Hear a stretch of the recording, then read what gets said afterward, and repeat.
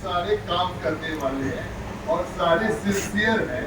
और बहुत अच्छी बात है कि इस संस्था में किसी न किसी कारण से हो सकता है थोड़ा आध्यात्मिक दृष्टिकोण से भी ऐसा ईश्वर ने दिया कि चलो ऐसा हमने रजिस्ट्रेशन नंबर दिया जिससे उनकी सहभागिता बहुत बड़ी है। इसके लिए भी हम लोग बहुत धन्यवाद देते हैं। यहाँ के जो भी मुस्लिम वर्ग के मेंबर जो भी यहाँ पर इस संस्था से जुड़े हैं वह जुड़े ही नहीं हैं, सक्रिय भूमिका में निभा रहे हैं। तो इसके लिए सारे मेंबर जो हैं उनको हम लोग बहुत धन्यवाद देते हैं।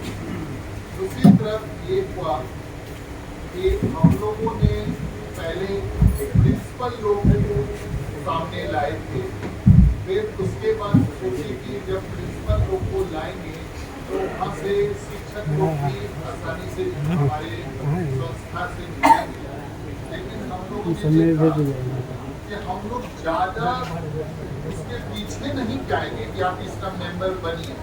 स्वतः मेंबर बनना है तो बनिए और इसका जो ऑब्जेक्टिव है, जो एम है, उसको पूरा कीजिए। और आप एक आइडियोलॉजी की तरह और अपने को एक जब इस संस्था से जुड़िए तो अपने को साबित कीजिए कि अच्छे लोग जुड़े हुए हैं।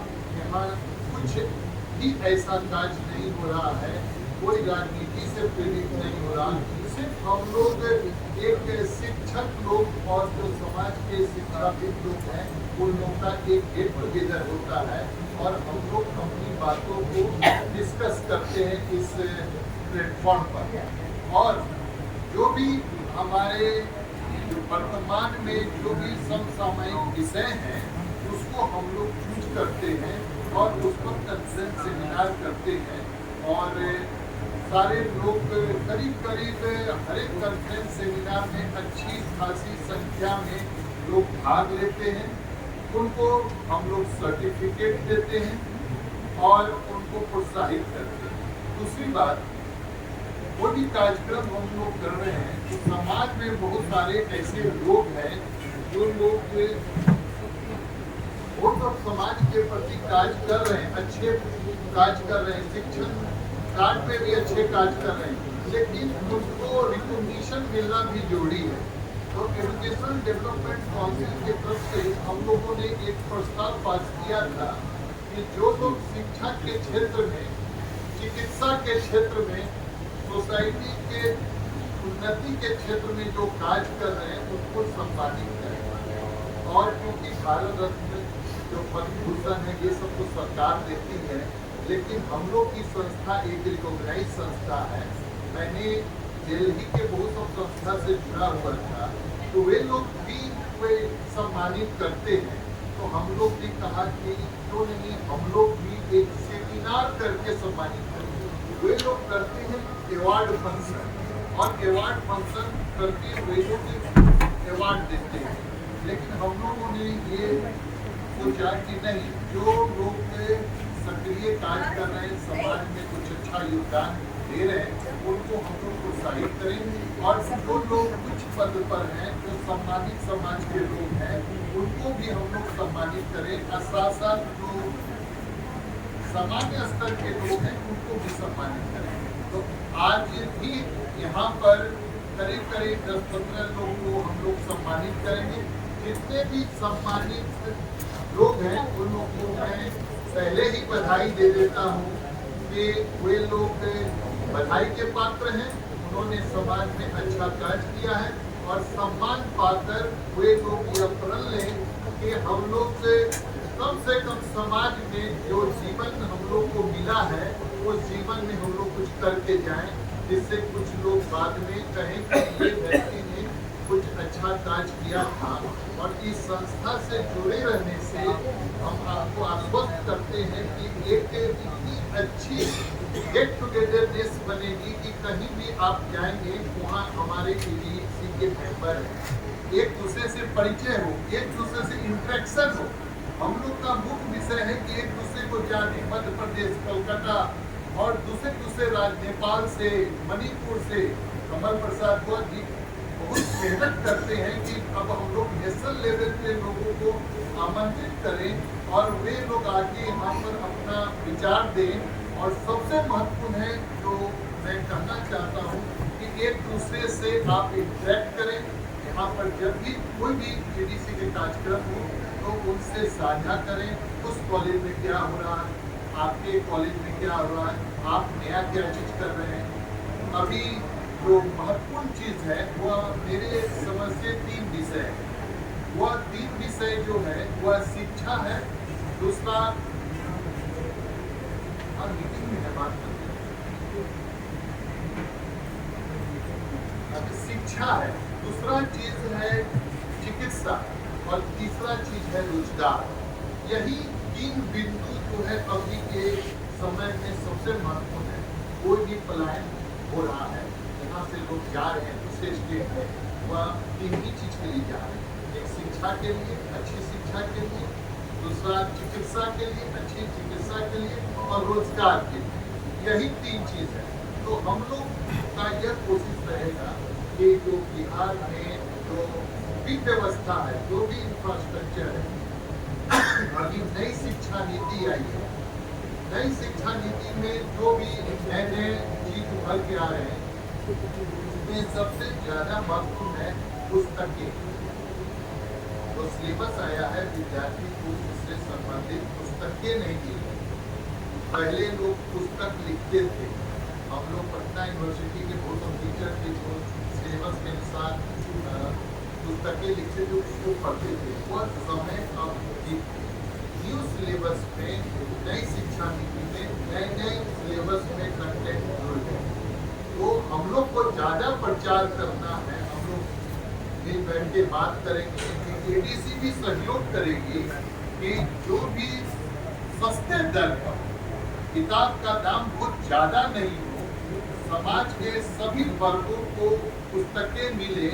जो अभी नई शिक्षा नीति के तहत जो सिलेबस निर्धारित हुए हैं उसके प्रति उसको ज्यादा भटकना नहीं पड़ेगा। अगर वह नई शिक्षा नीति के तहत जो सिलेबस है वह पूरा करने के लिए उसको गूगल से काम नहीं चलेगा। जैसे मैंने आपको कहा कि लोग कहते हैं कि प्रिंटिंग वर्क जो है इतिहास हो गया, इंटरनेट जो है ये वर्तमान हो गया, ये सारा चीज इंटरनेट से मिल जाता है। हमको किताब की क्या जरूरत है? लेकिन मैंने ये देखा कि नहीं, किताब की जरूरत है। किताब अगर बच्चे खरीद लेंगे तो घर में किताब पढ़ेंगे, मोबाइल से वे जल्दी नहीं पढ़ पाएंगे और नेट पे ज़्यादा नहीं करेंगे, वे प्रोफेशनल लोग ज़्यादा यूज कर पाएंगे। लेकिन कोर्स का परीक्षा से संबंधित और सिलेबस से संबंधित कार्य के लिए हम लोग का यह प्रस्ताव आगे है कि पुस्तकें को लिखने के लिए जितने शिक्षा पात्रित हैं या हम लोग उसका सिलेबस पर डिस्कस करेंगे, एक टॉपिक हम लोग डिसाइड करेंगे और उस पर आमंत्रित करेंगे अपने शिक्षाविदों को कि उस पर वे काम करें। पहला बात हम लोग का ये है।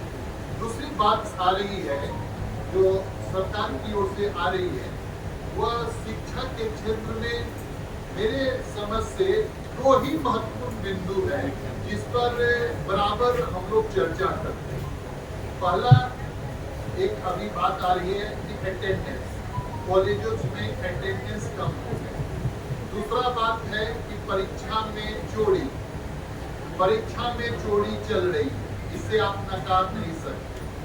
अगर मान लीजिए कि आपका सेशन लेट है, सेशन सुधर जाए, लेकिन हम लोग भविष्य की बुनियाद को तो कम से कम ठीक कर दे कि जब तक चोरी चलेगी तब तक लड़का नहीं आएगा, और जब तक लड़का कॉलेज में नहीं आएगा तब तक आप खाली बुनियादी सुविधा और अपना शिक्षक की कमी और ये सब पर डिस्कस करते रहेंगे।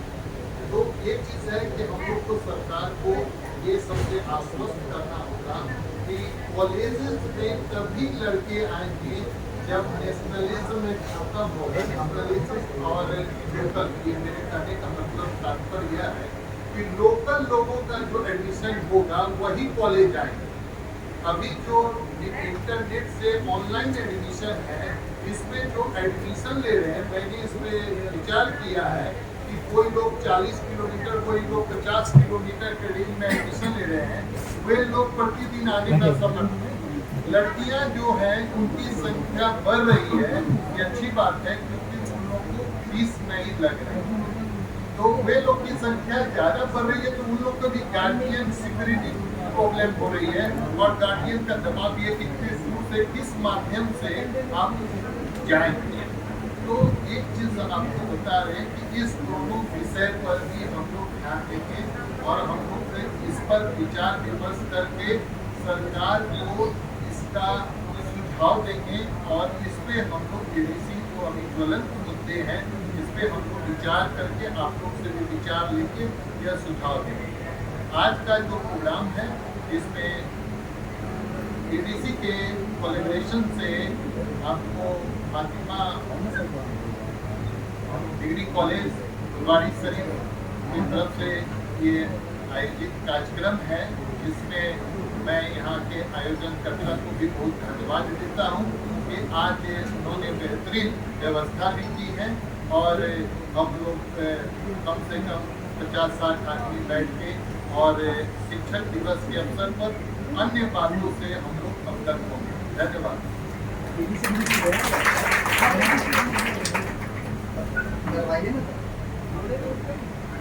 बहुत शुक्रिया सर। सभी सब में न केवल दिवस को मनाने के लिए, बल्कि इस प्रकार की